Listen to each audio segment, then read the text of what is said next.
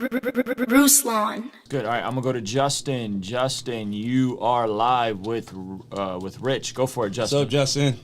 This last month, I've been really focusing really on just nutrition and that, and then working out. So I do see a difference. I've been going to the gym like 3 to 4 days a week, and then I've been eating really, I guess, just focusing more on just eating less carbs.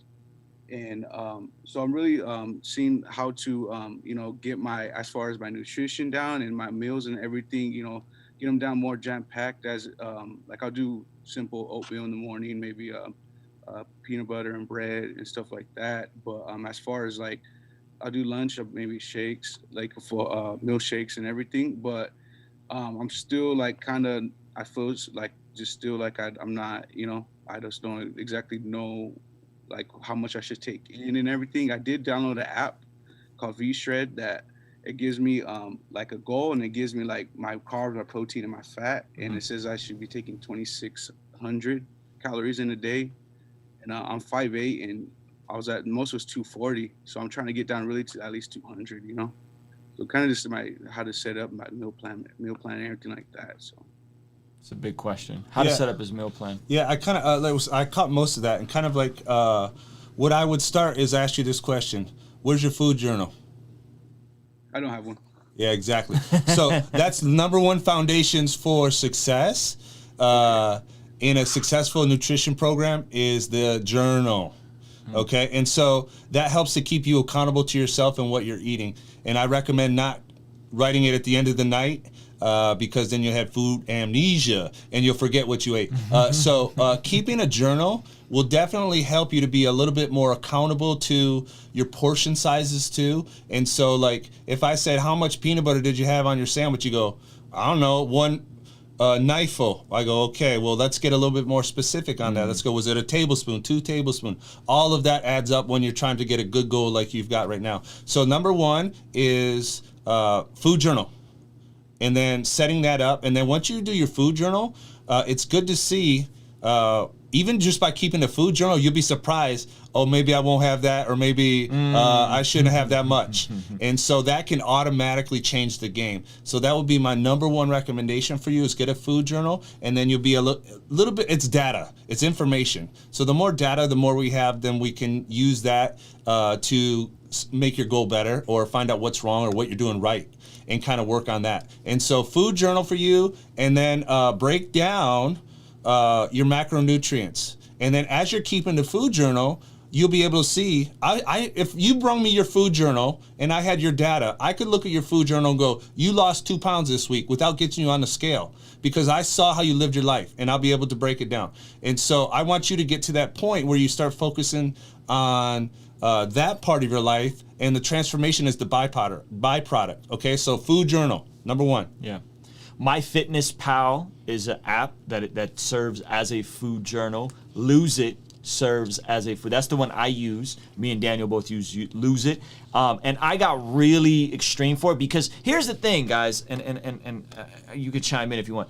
Food, money, a lot of these things are just a game. Like it's just it's not that serious. It's just a game. So once you realize that food is a game, then you get an app, and I got a scale. I got a scale here. I got a scale next door. I got a scale in my car, and I'm literally the guy weighing everything. Like I'm that weirdo. You know what I mean? I weigh every meal I eat, or if I can pre-select it, like if I'm eating out and I know I could find it. So the journaling is everything, but then I needed it to become a game. I needed it to be very, very specific, and so I have a scale and I weigh everything in grams. I import it in grams, and then it converts it and Lose It or MyFitnessPal to grams of protein, grams of carbs, grams of, you know what I'm saying, fats. So view it like a game, Justin. That would be my recommendation to a lot of folks, man. I think just viewing it like a game becomes a bit more fun. And you know what is a really good, this is deep in all kind of levels, but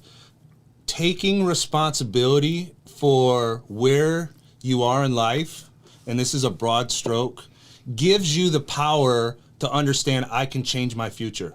As soon as we start, man, this is a bomb. You ready? Sheesh. As soon as you got to bring that back. Yeah. Bring that back one more time. As soon as you take the responsibility of where you're at, you have the power to change your future. As soon as I put the blame on somebody else from where I'm at, I gave them the power of my future and where it goes. So what I want you to do, take ownership in where you're at, and it sounds like you have. You just now got to kind of understand this future is in my hands. The results are far gone conclusion. There's no way I can fail. Yeah. I just dropped a bomb. Yeah. Wow, that's a great bar. This is a good question. Is there a benefit to slimming down before trying to gain strength? Shouldn't we always be lifting and keeping our strength? You had me use strength training to slim down. Yeah.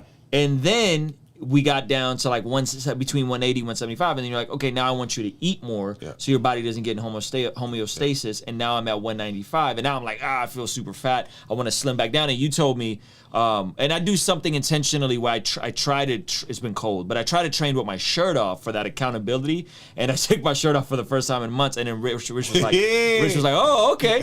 But then you told me, you said, you're going to look better once you slim down, right? So it seems like you use strength training to slim me down. I don't know if you want to answer that directly. Yeah, I think what it was kind of going about is strength training with maybe heavier lifting. Is heavier lifting of value as I'm leaning down, or should I lean down and lift heavy? If that's what I understand the question to be, for sure, depending on the person, as you're leaning down, the slower you do it, the less likely you're going to lose muscle. And that's ideal on a goal. I don't want you to lose any muscle. So people go on crash diets, especially a smaller frame guy. He's at a higher risk to lose muscle, or what we would call a hard gainer. He's at a higher risk to lose muscle as he's dieting down. So by keeping up your heavy lifting is a good way to keep those white muscle fibers, those big, strong muscle fibers stimulated. So for sure, there's value in it. Yeah. Name basis with the worst playing facing. Moments in isolation. See, I was hoping I would do this to get more family time. A busy mind and worried heart is just not where I reside. I subscribed that all that traveling wasn't doing well for my soul. Glad I never made it when my name went through the rumor mill. I suppose that the Lord knows I'd have failed. Instead, I'm doing well at